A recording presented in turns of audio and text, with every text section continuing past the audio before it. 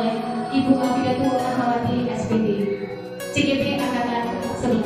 Bapak Ibu yang kami hormati, ada rangkaian acara pada siang hari ini. Yang pertama yang menulis sambutan, yang ketiga pemaparan materi, yang keempat diskusi, tanya jawab, negosiasi,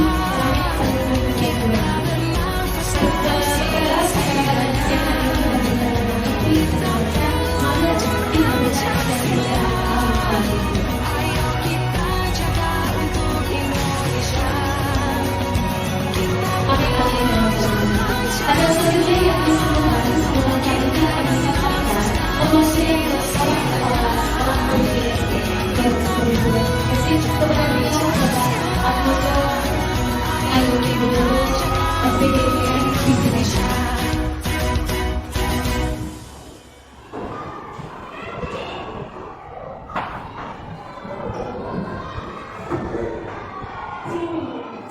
Assalamualaikum warahmatullahi wabarakatuh.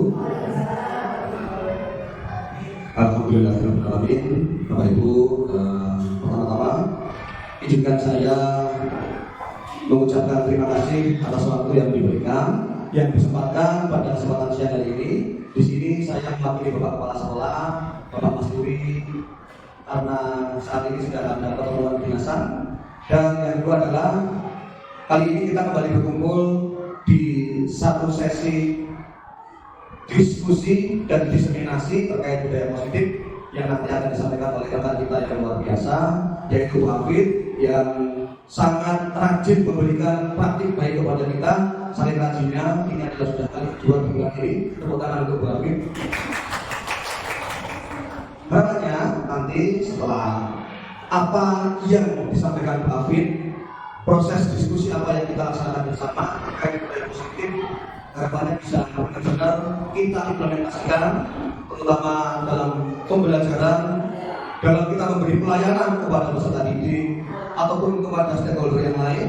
Dan yang pasti budaya positif ini benar-benar terbangun sampai membudaya untuk seluruh anak sekolah di sini. Lalu bagaimana nanti tentang strateginya, model-modelnya, dan yang lain-lain secara tidak nanti akan dijelaskan langsung oleh kami. Untuk itu, dengan banyak bismillah, saya mewakili Bapak Kepala Sekolah untuk acara diseminasi budaya positif ini kita buka. Bismillahirrahmanirrahim. Baik, terima kasih. Selanjutnya bagi waktu, langsung saja untuk materi nanti akan disampaikan langsung oleh Pak Hafid, dan waktu saya kembalikan kepada pembawa acara. Assalamualaikum warahmatullahi wabarakatuh.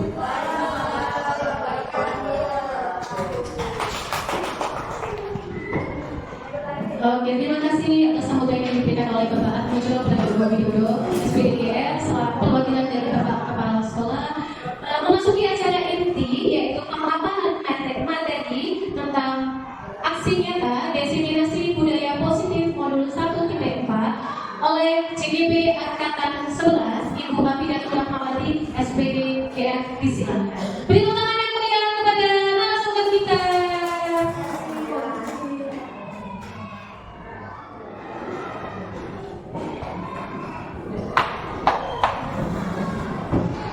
Bismillahirrahmanirrahim. Assalamualaikum warahmatullahi wabarakatuh. Waalaikumsalam warahmatullahi wabarakatuh. Alhamdulillahirrahmanirrahim. Terima kasih Bapak Ibu berkenan hadir di kegiatan hari ini, yaitu aksi nyata diseminasi budaya positif terkait modul 1.4 dalam pendidikan guru muda.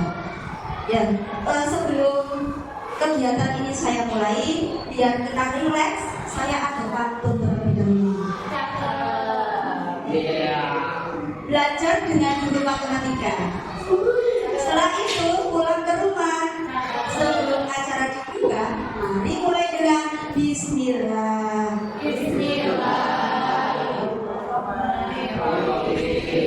Ada pantun juga ya. Biarkan kayu menjadi abu, abunya putih bagaikan susu. Selamat datang Bapak Ibu. Tetap semangat, jangan lesu, oke? Saya mulai dulu ya. Oke, sebelum dimulai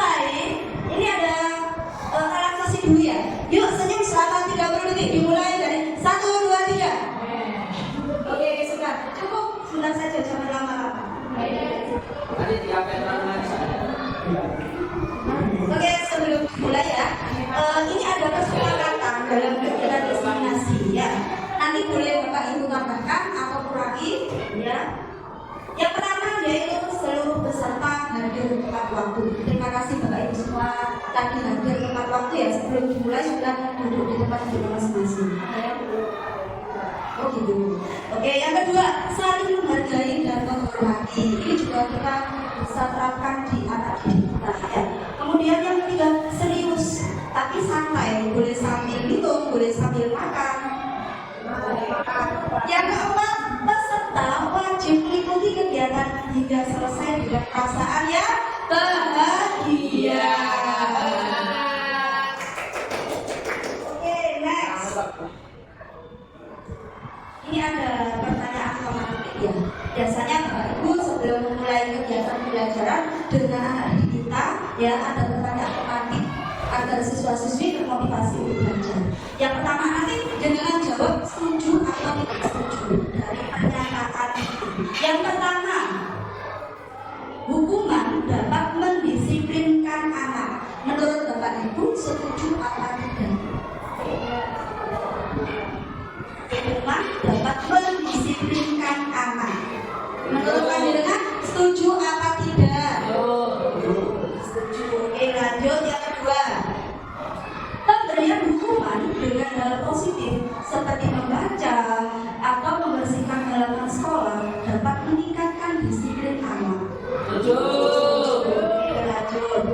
Memberi penghargaan dapat meningkatkan motivasi belajar anak. Setuju. Yang keempat, seorang guru harus mampu memberikan solusi terhadap siswa yang mengalami masalah. Yang kelima, guru berperan sebagai penambah guru. Oke, dari kelima tadi nomor satu sepertinya ada yang setuju, ada yang tidak. Oke, kita lanjut ke materi selanjutnya. Hari ini sesuai dengan kegiatan kita yaitu budaya positif. Apa sih budaya positif, Bapak Ibu? Mungkin dari panjenengan semua sudah tahu budaya positif itu ya. Budaya positif merupakan perwujudan dari nilai-nilai atau keyakinan universal yang diterapkan di sekolah. Mungkin di sekolah kita kebiasaan atau budaya positif kita sudah banyak diterapkan ya Bapak Ibu. Di antaranya apa? Mulai dari pagi hari. Iya, pembiasaan doa sebelum belajar. Kemudian apa lagi? Iya, menyanyikan lagu wajib nasional, bersihkan mas ya. Kemudian apa lagi Bapak Ibu? Literasi, literasi dan numerasi. Selain itu apa lagi budaya yang sudah kita terapkan? Membuang sampah pada tempatnya. Oke, terus iya Jumat apa? Jumat sehat. Kemudian Jumat berkah, Jumat bersih, Jumat karya. Sepertinya sekolah kita itu sudah banyak menerapkan budaya positif. Budaya positif itu dapat mendorong murid untuk mampu berpikir, bertindak, dan mencipta sebagai proses memerdekakan dirinya sebagai murid, mampu mandiri dan bertanggung jawab. Lanjut.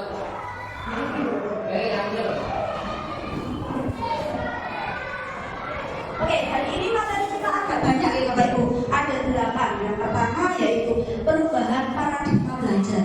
Kemudian yang kedua disiplin positif. Yang ketiga nilai-nilai kebajikan. Yang keempat kebutuhan dasar manusia.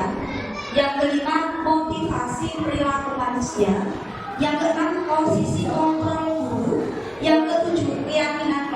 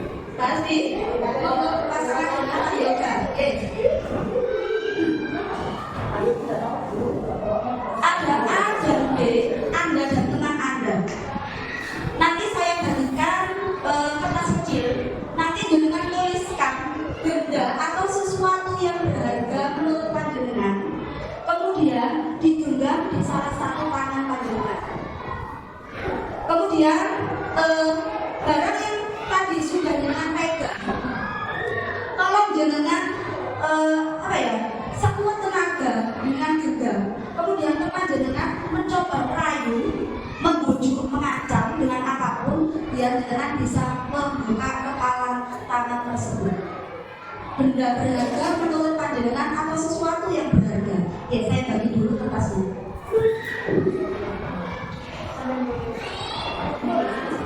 Ada yang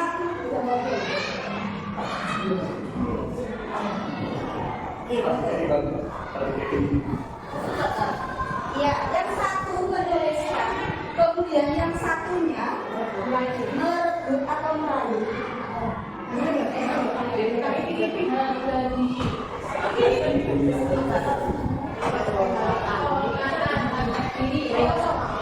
Oke, lanjut. Nanti Bu Dini misalkan sama dulu. Bu Dini yang menuliskan sesuatu yang berharga menurut Bu Dini. Kemudian Bu Dini menaruh kertas itu di salah satu tangan Bu Dini. Kemudian Bu Nur bagian merayu. Bagaimana caranya agar yang ada di genggaman Bu Nur itu bisa berkembang? Oke, sudah ya, tidak dituliskan.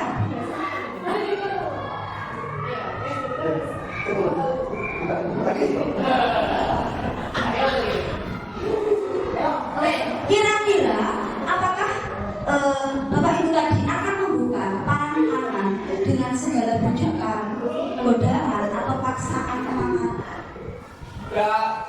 Ataukah tetap bertahan dan menolak membuka tanda tangan sampai sifat terangkat?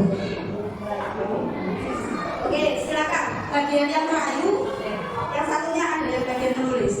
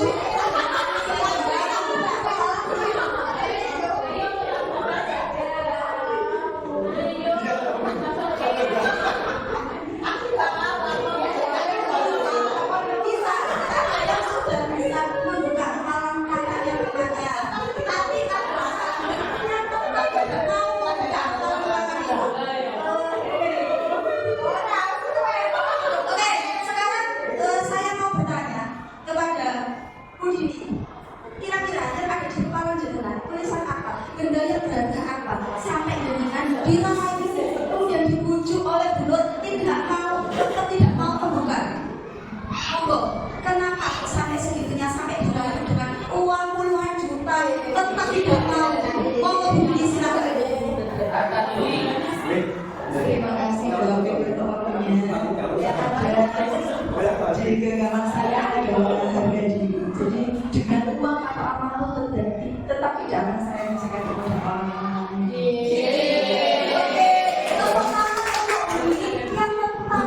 Untuk tidak membuka apartemennya meskipun dirayu dengan uang apapun tetap tidak mau.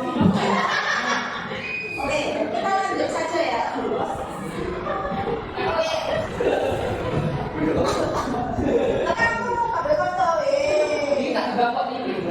Oke, kita lanjut. Materi yang pertama yang akan kita bahas hari ini yaitu perubahan paradigma belajar. Pembelajaran dengan paradigma baru merupakan pembelajaran yang dirancang berdasarkan prinsip pembelajaran berdiferensiasi sehingga para peserta didik belajar sesuai kebutuhan. Seperti halnya zaman dulu ya Bapak Ibu. Untuk pembelajaran itu guru sebagai apa? Guru sebagai subjek utama. Tapi kalau sekarang, pembelajaran sekarang, murid adalah subjek utama. Ya, guru hanya pembimbing mengarahkan. Tapi sekarang pembelajaran itu berpusat pada murid. Karena berdasarkan tahap perkembangan sesuai dengan profil pelajar Pancasila. Tentunya Bapak Ibu juga semua sudah mengetahui elemen dari profil pelajar Pancasila ada 6. Yang pertama yaitu beriman, bertakwa terhadap Tuhan Yang Maha Esa. Kemudian yang kedua, berkebinekaan global. Yang ketiga, bergotong royong. Kemudian kreatif, bernalar kritis, serta mandiri. Ini ada miskonsepsi tentang teori kontrol. Ya. Yang pertama, ilusi guru mengontrol murid.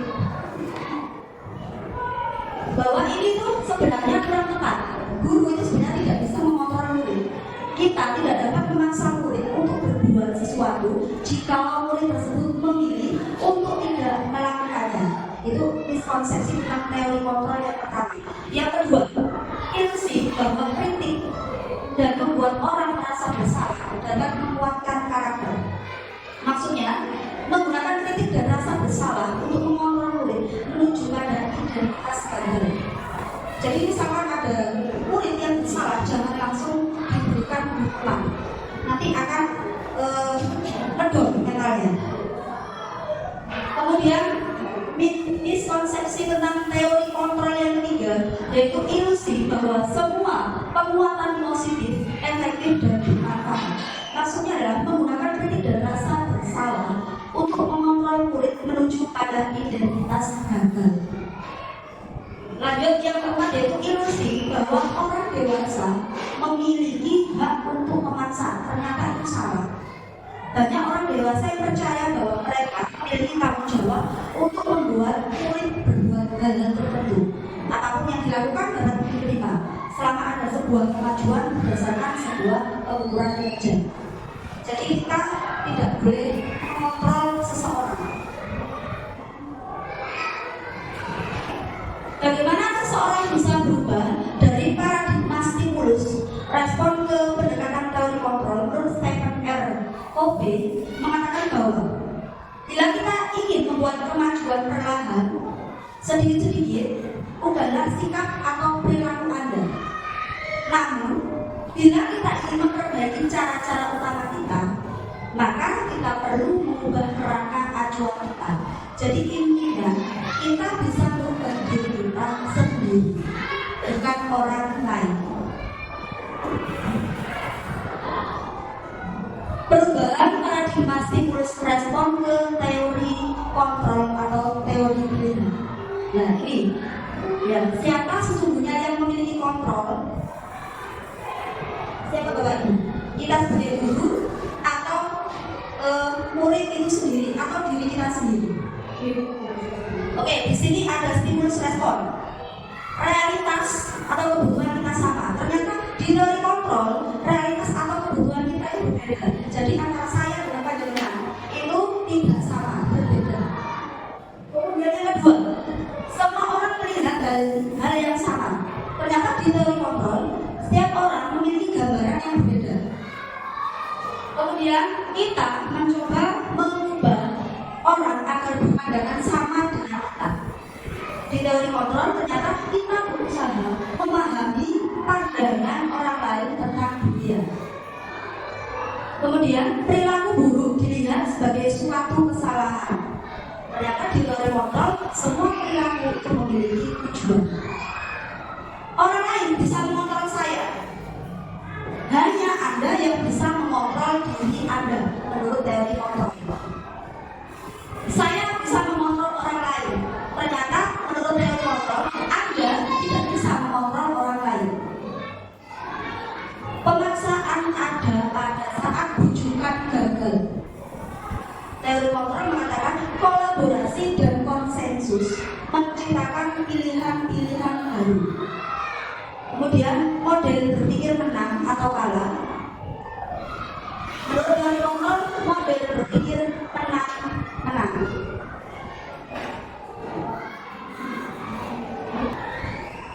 Next, untuk materi berikutnya yaitu disiplin positif.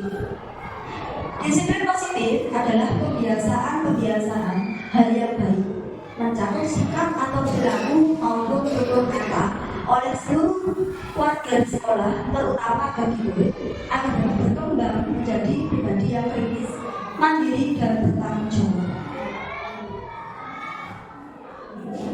Oke, Bapak Ibu, menurut panjenengan, di bayangan panjenengan, kalau ada kata-kata disiplin, yang terlintas di pikiran panjenengan itu apa? Kemudian melakukan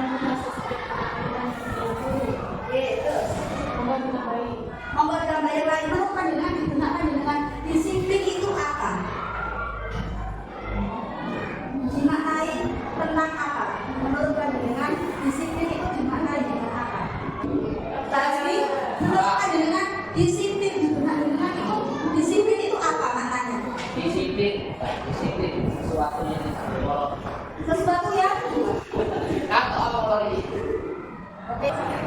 Ya. Kalau Pak Yoga, menurut panjenengan di benak dengan disiplin itu yang bagaimana?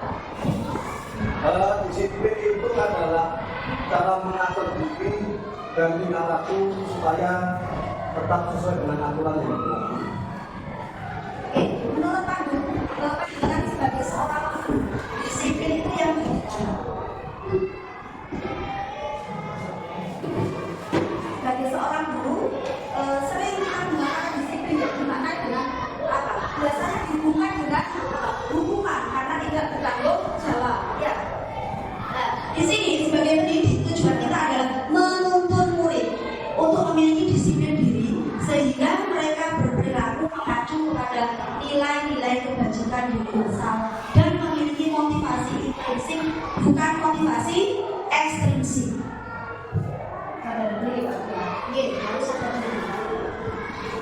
Pendengaran disiplin positif itu tidaklah tentang murid secara langsung, tetapi diri dan cara kita sendiri, baik sebagai orang tua, guru maupun orang dewasa yang memberikan dampak dan pengaruh positif kepada murid.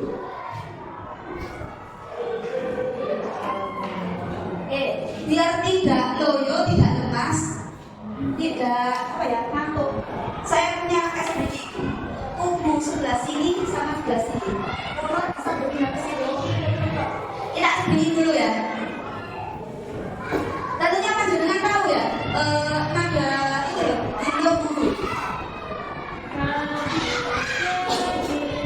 Himne guru, bukan himne pramuka, menurut himne guru ya. Terpujiannya itu ya. Nah, kubu sebelah kanan saya nanti nadanya jreng.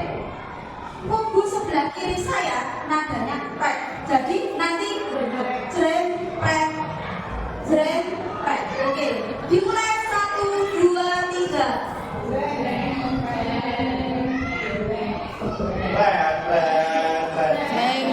Ayo tolong konsentrasi. Jadi sebelah sini jreng, sebelah sini pret. Oke, konsentrasi. Nanti kita bisa menerapkan di anak didik kita di tengah-tengah pelajaran. Jika sudah ngantuk, kita bisa itu dengan SDG seperti ini. Kubu kanan saya jreng, kubu kiri saya pret. 1, 2, 3.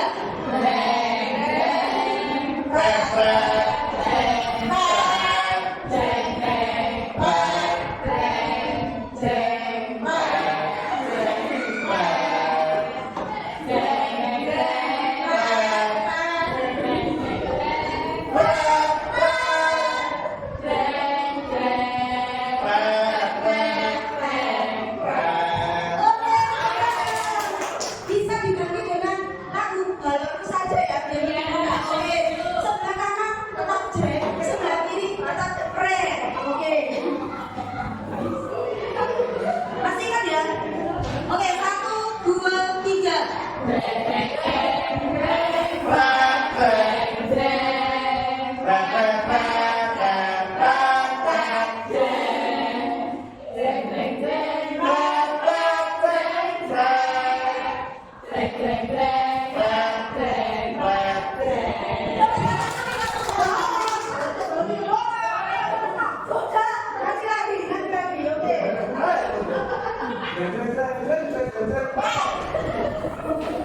Oke, next ya.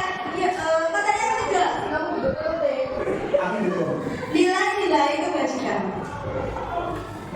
Nilai-nilai kebajikan itu adalah nilai yang disepakati bersama, lepas dari suku bangsa, agama, bahasa, maupun latar belakangnya.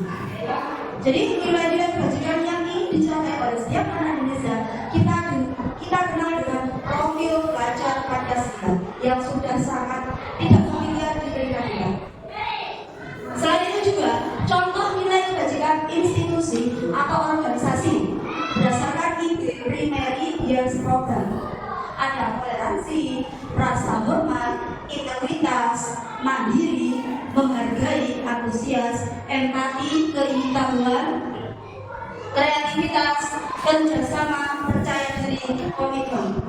Kemudian menurut pikiran hidup, yaitu dalam adalah dapat lurus hati, pendengar yang aktif, tidak merendahkan orang lain, dan memberikan yang terbaik dari diri. Tentunya nilai-nilai kebajikan ini sering kita terapkan di lingkungan sekolah kita.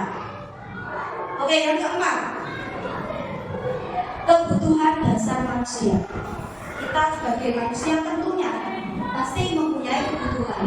Tentunya Bapak Ibu pasti tahu kebutuhan dasar manusia di antaranya apa saja.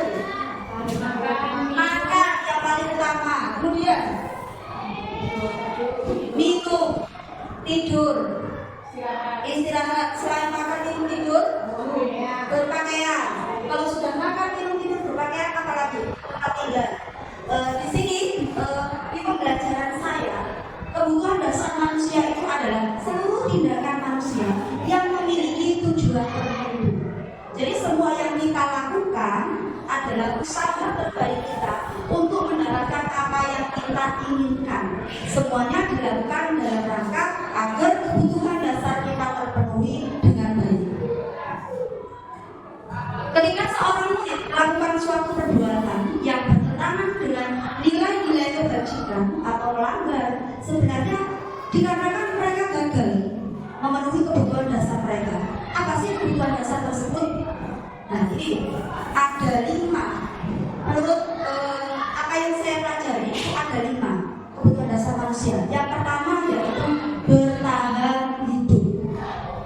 Di antaranya yaitu makanan, kemudian tempat tinggal, pakaian, keamanan, dan kesehatan. Yang kedua yaitu kasih sayang. Kasih sayang di antaranya yaitu rasa diterima, diperdulikan, berbagi, kerjasama, menjadi bagian dalam kelompok. Kemudian yang ketiga yaitu kebebasan. Kebebasan dalam hal ini yaitu mandiri, memiliki pilihan, mencoba hal baru, mampu mengendalikan arah dirinya. Yang keempat yaitu kesenangan. Kesenangan yang terakhir yaitu bermain, humor, antusiasme, tertawa. Yang kelima yaitu penguasaan. Apa saja itu? Yaitu diantaranya adalah harga diri, keinginan untuk dianggap, memimpin, berprestasi, diakui, didengar. Oke, ini ada contoh ilustrasi studi kasus. Mungkin di antara panjenengan juga pernah mengalami hal yang seperti ini. Studi kasusnya yaitu Bu Afid, guru wali kelas 4B di UGT SDN 222 Gresik, sedang bingung menghadapi ulang salah satu murid di kelasnya yang bernama Abdi. Beberapa anak di kelas 4B telah datang padanya dan mengeluhkan Abdi yang seringkali meminta bekal makan siang, mereka terpaksa. Jika Anda menghadapi situasi seperti Bu Afid, apa yang akan Bapak Ibu lakukan? Menurut Bapak Ibu, kira-kira apa alasan Abdi melakukan hal itu? Jadi ini adalah ilustrasi contoh. Misalkan ini ilustrasi Bu Afid ya, menemui satu murid yang biasanya suka minta bekal makan siang kepada teman-temannya. Menurut Bapak Ibu, jika menghadapi situasi seperti itu, apa yang akan dilakukan oleh Bapak Ibu? Monggo, kita sharing. Monggo. Jika mundur sebagai Bu Afid dan teman-teman dulu. Ya. Monggo kita bagaimana? Jika posisi Bu Nita sebagai Bu Afid ya menemui masalah seperti itu. Monggo bagaimana Bu Nita? Iya, jadi kalau menemukan belum seperti ini, itu jangan langsung ditegur. Itu biasanya itu dipanggil, diberi pengertian. Kenapa kok sampai meminta bekal ya? Bekal punya jaminan. Apa dia nggak dikasih uang saku, atau emang dia sudah menghabiskan uang sakunya terus dia masih lapar minta? Diselidiki dulu lah. Setelah diselidiki nanti tahu masalahnya, diberi pengertian dan apa ya? Nah itu diberi pengertian sama saku. diberi pengertian kalau perbuatannya itu tidak benar. Mungkin kalau dikasih temannya nggak apa-apa. Kalau merebut, kalau temannya makannya kurang, kasih juga. Ya itu tadi sarannya, nggak langsung ditegur anaknya, dipanggil aja secara empat mata, terus diselidiki apa masalahnya itu. Itu saran saya. Terima kasih yang diberikan tidak. Jadi intinya dari cerita itu jangan langsung dimarahi, tapi sering dididik masalahnya. Kenapa kok anak tersebut sampai meminta bekal temannya? Baik, dari kasus ini kita kaitkan dengan kebutuhan dasar manusia yang sudah saya jelaskan tadi ada di bangkit.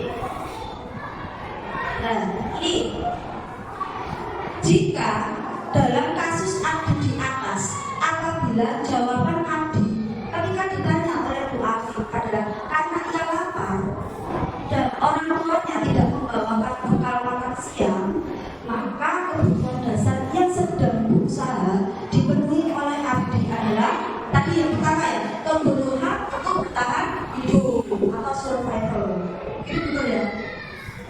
Yang kedua, opsi jawaban Abdi yang kedua, apabila Abdi menjawab bahwa alasan mengambil bekal temannya karena dia merasa senang, temannya jadi bisa perhatikan dia. Ketika temannya melaporkan tindakan itu pada gurunya dan gurunya memberitahu orang tuanya sehingga orang tuanya jadi perhatikan dia, maka kebutuhan dasar yang sedang dipenuhi Abdi tadi adalah kebutuhan yang kedua, yaitu kebutuhan akan kasih sayang dan rasa diterima. Kemudian jika opsi jawaban dari Abdi adalah dia merasa hebat karena temannya jadi takut dengan dia dan menuruti keinginannya, maka sebetulnya Abdi sedang berusaha memenuhi kebutuhan dasarnya akan kekuasaan. Kemudian bila jawaban Abdi dalam kasus di atas adalah bahwa dia merasa bosan dengan bekal makanan yang dibawakan ibunya dari rumah karena ibunya selalu membawakan bekal yang sama. Oleh karena itu dia ingin mencoba makanan teman-temannya yang beraneka ragam. Maka Abdi sedang berusaha memenuhi kebutuhannya akan kebebasan. Kemudian opsi jawaban yang terakhir, bila Abdi menjawab bahwa ia lakukan karena iseng saja dan ia menikmati ekspresi wajah teman-temannya yang kesal karena diambil makanannya dan menurut dia ekspresi teman-temannya itu lucu, maka berarti Abdi sedang berusaha untuk kebutuhan akan kesenangannya. Jadi itu dari kasus yang sudah saya sampaikan tadi, kenapa Abdi mengambil makanan temannya makan siang, itu ada beberapa jawaban sesuai dengan kebutuhan dasar manusia. Jadi intinya kita jika ada masalah seperti itu, murid kita tidak langsung dimarahi, kita selidiki dulu apa permasalahan seperti yang disampaikan oleh Bu Dina tadi. Oke, yang kelima, motivasi perilaku manusia. Jadi motivasi perilaku manusia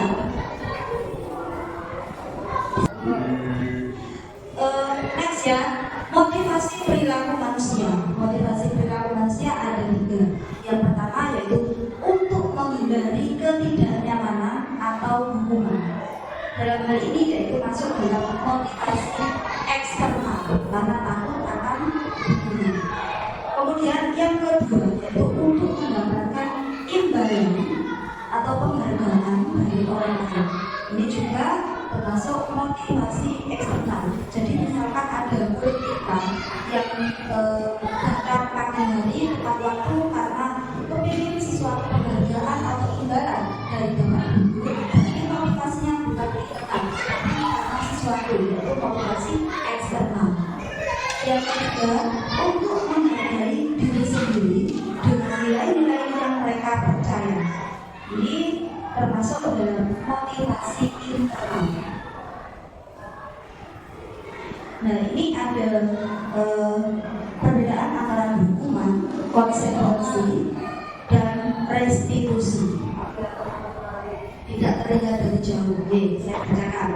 Di sini kalau hukuman itu adalah sesuatu yang menyakitkan tapi harus terjadi. Sementara konsekuensi itu sesuatu harus terjadi. Sedangkan restitusi merupakan pilihan. Ya. Hukuman itu tidak nyaman untuk murid atau anak dalam jangka waktu yang panjang. Sedangkan konsekuensi tidak nyaman untuk murid dalam jangka waktu yang pendek.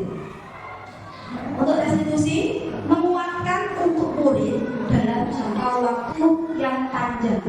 Tidak saya bacakan semua, hanya sebagian saja ya. Kemudian ini hukuman berdampak pada murid marah, merasa bersalah, jadi rendah diri dan mengasihkan diri. Jika konsekuensi maka kehilangan hak, waktu jeda seorang diri, kemudian penahanan. Sedangkan restitusi yaitu murid tetap bersemangat untuk memperbaiki diri. Lanjut. Jadi untuk tabel tadi mungkin tidak terlihat dari jauh, tapi ini adalah perbedaan antara hukuman, konsekuensi dan restitusi. Hukuman itu bersifat satu arah dari pihak guru yang memberikan dan murid hanya menerima suatu hukuman tanpa melalui suatu kesepakatan atau pengarahan dari pihak guru baik sebelum atau sesudahnya. Jadi hukuman itu bisa berupa fisik maupun psikis. Contohnya, murid kita pada waktu upacara ada yang memakai sepatu putih, kemudian disuruh untuk lari mengelilingi lapangan 2 kali, itu termasuk dalam hukuman. Kemudian yang kedua, perbedaan konsekuensi. Konsekuensi itu sudah terencana atau sudah disepakati, sudah dibahas dan disetujui oleh murid dan guru. Ya, ini perbedaannya. Kalau hukuman tadi kan satu arah, guru yang memberikan. Kemudian kalau konsekuensi sudah dibahas, disepakati antara kita sebagai guru dan murid. Contohnya, ada murid mengobrol saat pembelajaran, maka murid tersebut akan kehilangan waktu bermain, harus menyelesaikan tugas karena ketertinggalannya. Misalkan di dalam kelas ada siswa kita yang belum selesai mengerjakan sampai waktunya habis. Apa yang kita berikan, konsekuensi yang kita berikan? Berarti dia harus menyelesaikan tugas karena ketertinggalannya. Kemudian kalau restitusi itu adalah proses menciptakan kondisi bagi murid untuk memperbaiki kesalahan mereka sehingga mereka bisa kembali pada kelompok mereka dengan karakter yang lebih kuat. Dalam hal ini kita sebagai guru hendaknya memilih proses restitusi sebagai cara dengan perilaku terhadap murid kita. Nanti ada contohnya video. Oke, kita jawab bersama-sama ya. Di sini ada tindakan guru misalkan. Yang pertama, mencatat 100 kali di dalam buku dengan kalimat saya tidak akan terlambat lagi karena terlambat ke sekolah. Menurut pandangan, ini hukuman atau konsekuensi? Oke, konsekuensi. Karena kan dia terlambat. Ya, kita sudah menyepakati murid dan guru jika terlambat maka dia mencatat 100 kali di dalam bukunya. Yang kedua, lari mengelilingi lapangan basket 2 kali karena terlambat hadir ke sekolah. Lari mengelilingi lapangan basket 2 kali karena terlambat hadir ke sekolah. Konsekuensi. Menurut panjenengan? Oke, hukuman. Yang ketiga, murid diminta untuk push up 15 kali karena tidak menggunakan masker ke sekolah. Hukuman atau konsekuensi? Konsekuensi. Oke, kita lihat.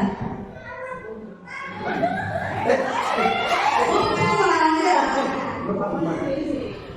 Kemudian yang keempat, menggantikan kertas tugas teman yang telah dicoret-coret.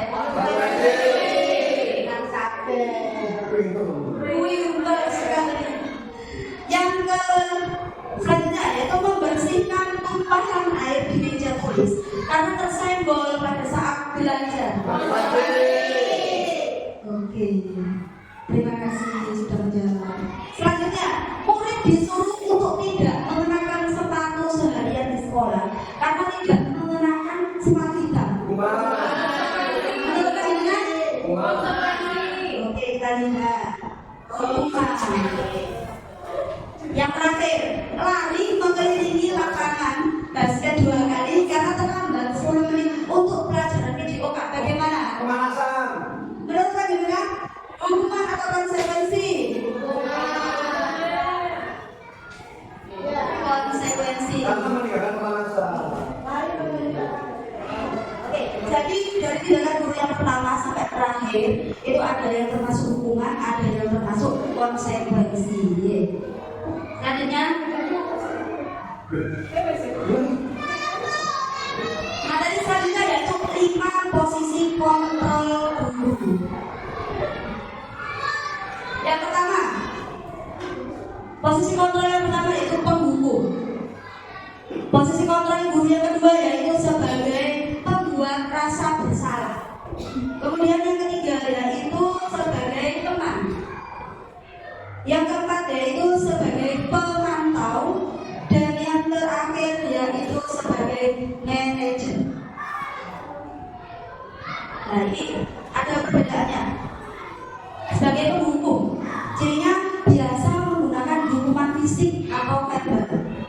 Kemudian ciri yang kedua dari posisi penghukum yaitu cenderung berkata kasar dan bernada tinggi, suka marah-marah. Yang ketiga yaitu tidak terlalu memperdulikan alasan murid. Jadi misalkan ada murid yang terlambat, tidak mau tahu, langsung dihukum. Itu adalah posisi kontrol guru sebagai penghukum. Kemudian kalau membuat rasa bersalah, ciri-cirinya yaitu nada bicaranya cenderung lebih lembut. Gestur tubuh guru menunjukkan lesu dan tidak bersemangat. Jadi tidak marah-marah lagi ya. Tercipta suasana yang tidak nyaman bagi murid. Kemudian murid merasa rendah diri, merasa gagal dan merasa bersalah.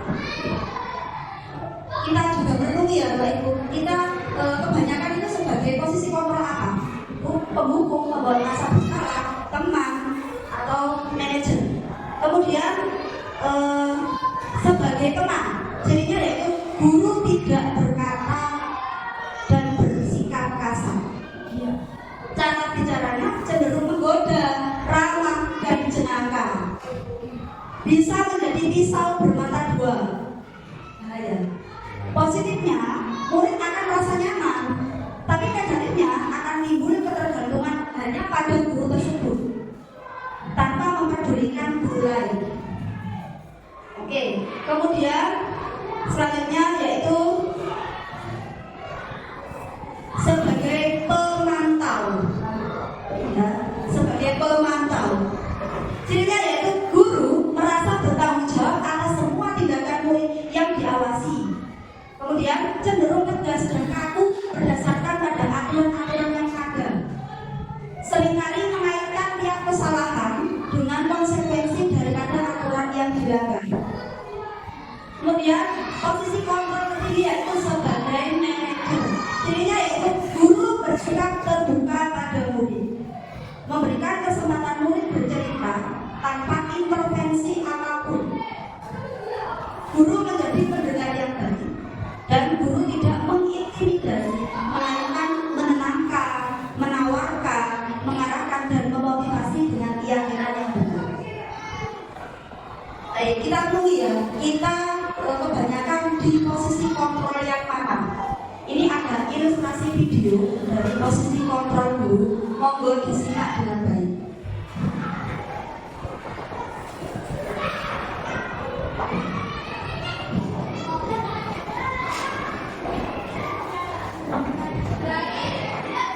Sama bahagia ibu dan bapak guru hebat dalam penerapan disiplin positif restitusi. Salah satu program yang digunakan adalah 5 posisi kontrol. 5 posisi kontrol dalam restitusi adalah proses perjalanan seorang pendidik agar dapat mengambil dirinya.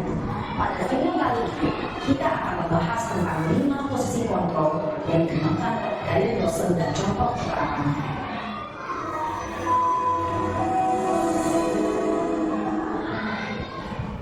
Lima posisi kontrol itu adalah: 1. Posisi hukum, 2. Posisi pembuat bahasa bersama, 3. Posisi teman, 4. Posisi pemantau atau monitor, dan 5. Posisi manajer.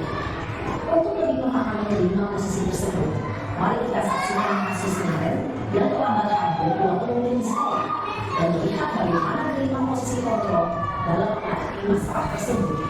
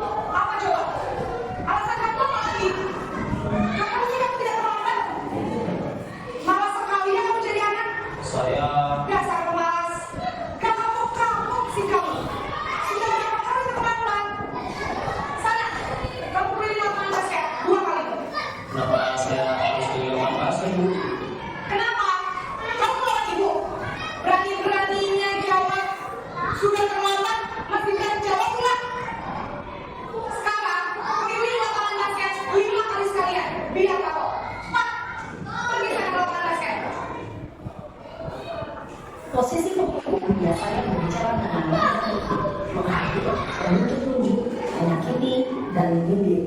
Hukuman bisa berupa fisik maupun psikis. Ilmu dan kegiatan dampak yang terjadi pada guru ketika guru berada pada posisi itu adalah guru cenderung akan memberontak, bahkan menyimpan dendam.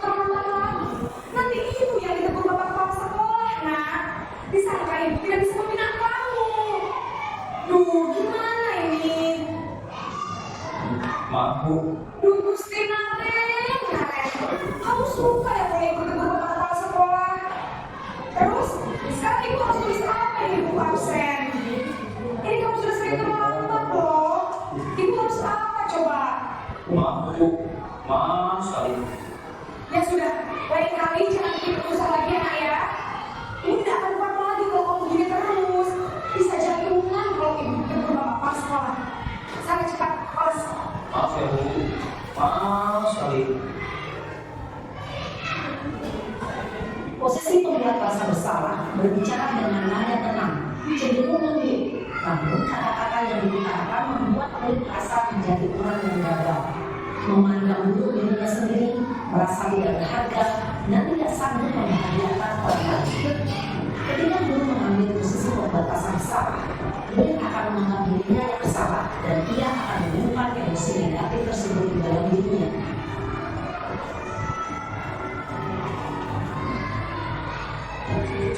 Yang ketiga yaitu posisi sebagai teman.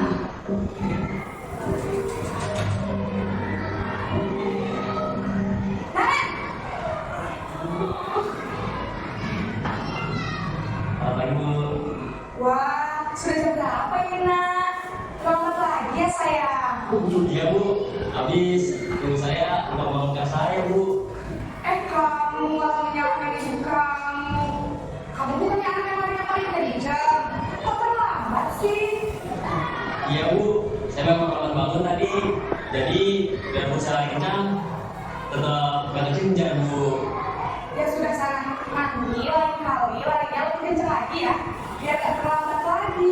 Bikin senang ibu demi ibu. Bisa? Bisa Bu.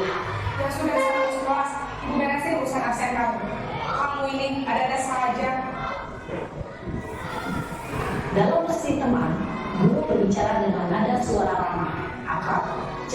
tersedia guru untuk menjaga suasana tempat santai. Murid akan merasa senang, aman, dan akrab dengan guru. Identitas yang tercipta adalah identitas sukses atau berhasil. Namun, perlu diingat, karena ini masih dorongan eksternal, maka ada faktor ketergantungan dan murid kepada orang tertentu. Di sini, absennya, sehingga dari waktu, ini bisa berperilaku baik, namun hanya pada orang-orang tertentu saja. Posisi yang keempat yaitu posisi pemantau atau monitor. Tetap tokohnya Naren dari buku.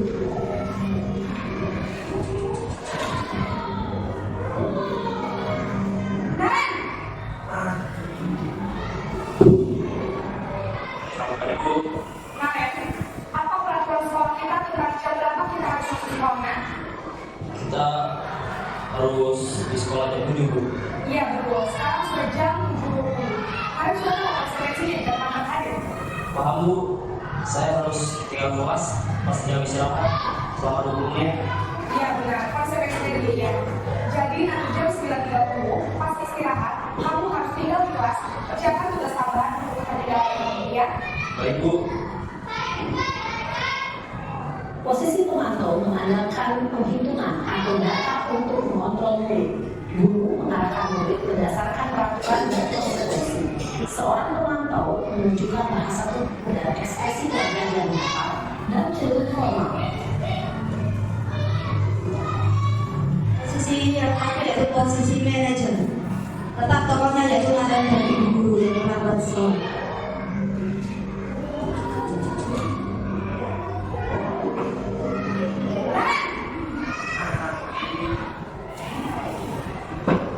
Baik, Bu. Selamat pagi kalian. Maaf, Bu. Saya terlambat. Iya, sekolah masuknya jam 7, sekarang sudah jam 7:20. Jadi sekarang bagaimana ini kalian? Maaf, Bu. Saya lupa tahu alarm saya semalam. Baiklah, menurut kamu, keyakinan sekolah yang mana yang perlu kamu tingkatkan? Menghargai diri sendiri dan orang lain ini ya, Bu. Setuju. Jadi, apakah Nanda meyakini prinsip saling menghormati tersebut? Iya, Bu. Saya meyakininya. Apakah Nanda bersedia memperbaiki masalah keterlambatan ini? Bersedia, Bu. Bagaimana kalau kamu memperbaiki masalah keterlambatan ini? Saya akan coba untuk tidak lupa menyetel alarm saya, Bu. Baik, kalau kalian mau beralami di rumah, ada orang yang kira-kira bisa bantu mengingatkan tidak? Ada, Bu.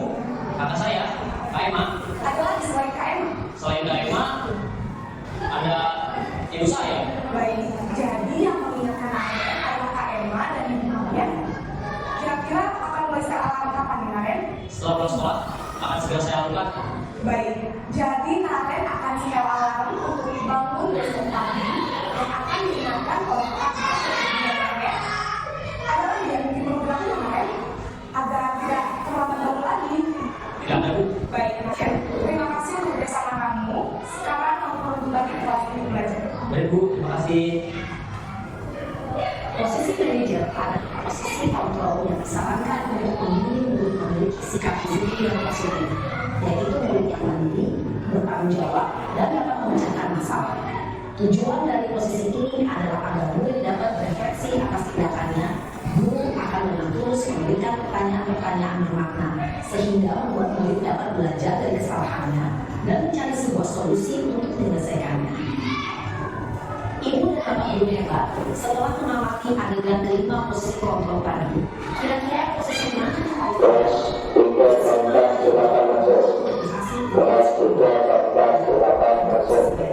posisi ideal?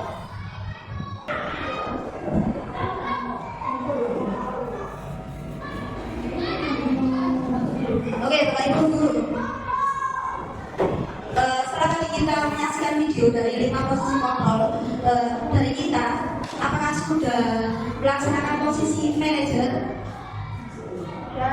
Biasanya kita menggunakan posisi kontrol yang apa? Yang membuat rasa bersalah, menghukum, teman, pemantau, atau manajer. Bu Nurul sudah melaksanakan sebagai posisi manajer jika ada muridnya yang terlambat? Sudah, alhamdulillah. Mau Bapak Ibu yang lain?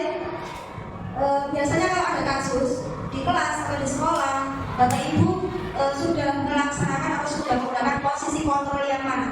yang membuat rasa bersalah, penghukum, teman, pemantau, atau manajer.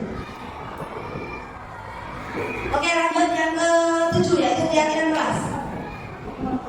Mengapa keyakinan kelas? Mengapa bukan peraturan kelas? Tentunya di kelas Bapak Ibu sudah tertulis ya kesepakatan kelas atau keyakinan kelas yang di awal tahun pelajaran sudah kita bentuk. Coba kita amati dulu. Pada waktu kita menggunakan helm bila mengendarai kendaraan roda 2, mengapa? Ada yang tahu alasannya? Iya, pinter. Ya, supaya keselamatan ya, selamat. Yaitu masuk dalam nilai-nilai kebajikan keselamatan. Kemudian, mengapa kita memiliki peraturan 3M? Menggunakan masker, mencuci tangan dan menjaga jarak saat pandemi dulu. Masuk nilai kebajikan yang mana? Menurut penilaian? Apa? Kesehatan ya. Jadi untuk mendukung motivasi intrinsik, kembali ke nilai-nilai keyakinan, lebih menggerakkan seseorang dibandingkan dengan peraturan. Makanya di kelas ya kita tulis keyakinan kelas, bukan peraturan kelas. Nah ini keyakinan kelas dibuat berdasarkan kesepakatan antara guru dan murid yang bersifat universal. Peraturan kelas biasanya dibuat oleh guru dan bersifat satu arah. Tapi kalau keyakinan kelas, kita bersama-sama murid menyepakati keyakinan kelas tersebut. Nah ini prosedurnya. Tentunya Bapak Ibu juga sudah melaksanakan ya, membuat keyakinan kelas. Ya, anak-anak disuruh untuk bercurah pendapat. Jadi kondisi apa yang diinginkan anak-anak di kelas itu. Kemudian gantilah kalimat-kalimat dalam bentuk negatif menjadi positif. Misalkan di kelas itu jenengan dan murid menginginkan kelas yang bersih, tidak ada sampah. Lebih baik tidak menggunakan kata jangan membuang sampah sembarangan, diubah menjadi buanglah sampah pada tempatnya. Kemudian tinjau kembali apa pendapat dari murid-murid Bapak Ibu. Kemudian setelah itu disetujui dan dilekatkan di dinding kelas. Jadi kesepakatan kelas itu bisa diubah tidak hanya 1 tahun sekali, tergantung situasi dan kondisi. Bisa 3 bulan sekali, 6 bulan sekali, sesuai dengan kondisi kelas. Berikut adalah dokumentasi kegiatan kesepakatan kelas di kelas saya, yaitu kelas 4B. Jadi anak-anak menuliskan kesepakatan di sticky note, kemudian setelah itu menempelkan di papan. Setelah itu disepakati bersama. Yang terakhir, materi yang terakhir yaitu segitiga restitusi. Apa itu segitiga restitusi? Yaitu proses menciptakan kondisi murid untuk memperbaiki kesalahan yang mereka lakukan agar dapat menghasilkan murid yang mandiri dan bertanggung jawab. Nah ini ada tahapan segitiga restitusi ya. Yang pertama yaitu menstabilkan identitas. Yang kedua yaitu validasi tindakan yang salah. Dan yang ketiga yaitu menanyakan keyakinan. Seperti halnya tadi yang di video Karen, dia terlambat sekolah. Sebagai guru kita tidak boleh langsung menghukum. Kita harus menstabilkan identitasnya, kenapa alasannya kok terlambat dan sebagainya. Kemudian memvalidasi tindakan tersebut. Jadi terlambat itu merupakan tindakan yang salah, tapi kita sebagai guru tidak boleh langsung menyalahkan, tapi harus tahu alasannya apa. Dan yang terakhir yaitu menanyakan keyakinannya. Berikut adalah ilustrasi video segitiga restitusi. Salam bahagia Ibu dan Bapak Guru hebat. Pada video kali ini kita akan membahas tentang satu program disiplin positif yang diterapkan di lingkungan sekolah yang dikenal dengan nama restitusi.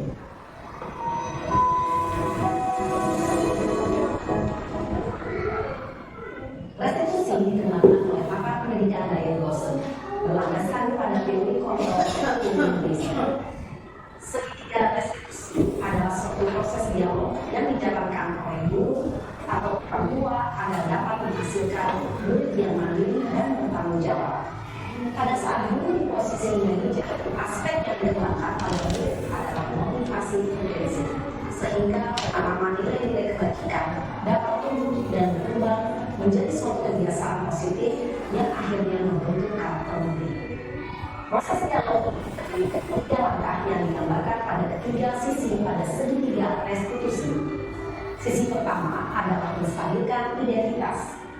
Sisi yang kedua adalah validasi tindakan yang salah. Dan sisi yang ketiga adalah menanyakan keyakinan. Ibu dan bapak guru berikut ini akan menunjukkan bagaimana seorang guru berada dalam posisi manajer menggunakan penerapan segitiga restitusi.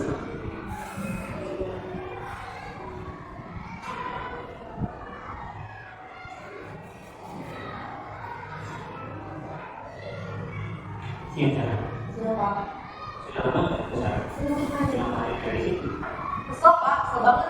Masa aku dikatain Pak Ina Pak? Ya aku marah lah. Aku balik ke TNK di depan kelas. Kesel banget. Oh gitu. Ya pasti kamu marah dan kesal. Bapak juga akan marah apabila ada yang menuduh bapak seperti itu.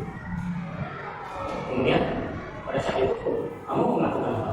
Ya saya langsung ngatain mereka Pak. Kesel banget. Saya bentak-bentak dia di depan teman-teman lain. Oh gitu. Pasti kamu melakukan seperti itu karena suatu alasan tertentu kan? Iya Pak, saya diam saja Pak. Ya saya bela diri lah. Masa saya disuruh Pak Ina? Ya wajar lah. Mempertahankan harga diri itu sesuatu yang penting. Untung kamu tidak lebih kata lagi. Hanya membentak-bentak. Iya Pak. Untung saya masih bersabar dan hanya membentak saja. Sudah putus Pak Eka, saya pasti bela diri lah. Ya pasti ya. Tapi kamu memilih untuk tetap bertahan dan bersabar. Kamu memilih untuk tidak berbuat lebih parah lagi. Iya. Nah, sekarang coba kita lihat lagi. Tindakan kamu yang menceritakan kelas. Tindakan kamu itu kira-kira sesuai dengan keyakinan kelas atau prinsip kamu tidak? Enggak lah Pak. Sampai Pak jadi kemarin. Jadi keyakinan atau prinsip mana yang belum sesuai dengan keinginan kamu? Ya, saya sebenarnya sangat menghargai orang lain. Mungkin saat itu saya menjadi emosi. Jadi tidak melakukan sikap itu. Kamu yakin tidak? Menghargai orang lain itu penting buat kamu. Yakin lah Pak. Iya, setuju. Kita harus saling menghargai. Namun ada juga keyakinan yang kita sepakati yang perlu kita lakukan. Apabila kita sedang marah kan? Ya, saya itu selalu proaktif dan mulai dengan diri sendiri. Saya bisa jadi lebih sabar, mau apa selain itu. Kira-kira kamu sedia memperbaiki masalah ini tidak? Sedia Pak. Kalau kamu memperbaiki masalah ini, kamu akan menjadi orang seperti apa? Saya akan menjadi orang yang bertanggung jawab kali ya Pak. Dan senantiasa proaktif. Iya, menurut kamu bagaimana rasanya menjadi orang seperti itu? Ya nyaman lah, bangga bisa bersabar dan menahan diri. Baiklah kalau begitu. Yuk kita pikirkan bagaimana memperbaiki masalah ini.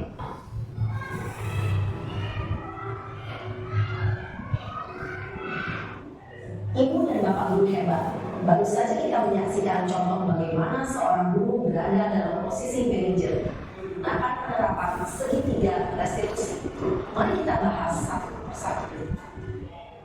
Oke, jadi tadi itu ilustrasi ketika ada murid kita yang melakukan kesalahan dengan menggunakan segitiga restitusi.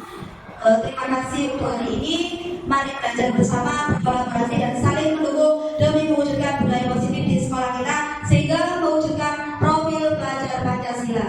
Dari saya sekian, barangkali ada yang mau merefleksikan dari kegiatan hari ini. Monggo silakan. Dari Bapak Ibu, monggo. Barangkali ada yang mau merefleksikan dari materi pertama tadi, paradigma perubahan sampai restitusi, segitiga restitusi. Monggo. Silakan Pak Yukan merefleksikan. Baik, terima kasih. Materi yang sangat luar biasa, sangat padat dan juga insya Allah sangat bermanfaat. Ya pastinya dari materi 8 materi sebenarnya, 8 materi yang telah disajikan. Tentunya inti dari 8 materi itu adalah kolaborasi dan konsistensi. Jadi kita bisa menerapkan semua dari materi itu jika kita berani berkolaborasi antara guru dengan guru, guru dengan kepala sekolah, guru dengan murid, dan murid dengan murid atas panduan dari guru.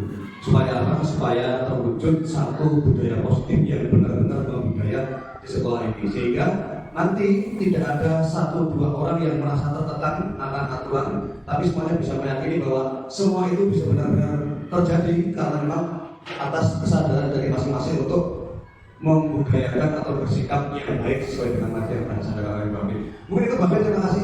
Saya kembalikan kepada Bapak Wabarakatuh. Terima kasih atas refleksinya dari Pak Yoga hari ini ya. Tetap semangat Bapak Ibu ya. Sesuai dengan jargon kita yaitu UPT SDN 222 Gresik Unggul, santun, bersahaja. Terima kasih. Saya ada pantun untuk penutup hari ini ya. Jalan-jalan ke Surabaya, Cakep, tidak lupa membeli makanan. cakep. Demikian presentasi saya. Jika ada yang salah mohon dimaafkan. Saya kembalikan ke pembawa acara. CGP kita sangat luar biasa. Beri tepuk tangan yang mulia buat Ibu Amidatul Rahmawati. Banyak ilmu yang kita dapat dari awal sampai akhir dan sudah direfleksikan sama Bapak Yoga.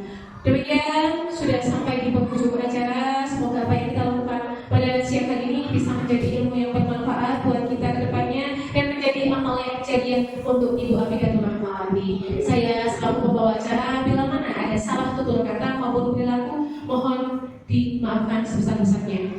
Sebagai penutup, marilah kita tutup acara ini dengan bacaan hamdalah. Alhamdulillah. Sekian dari saya, wabillahi taufiq wal hidayah. Wassalamualaikum warahmatullahi wabarakatuh.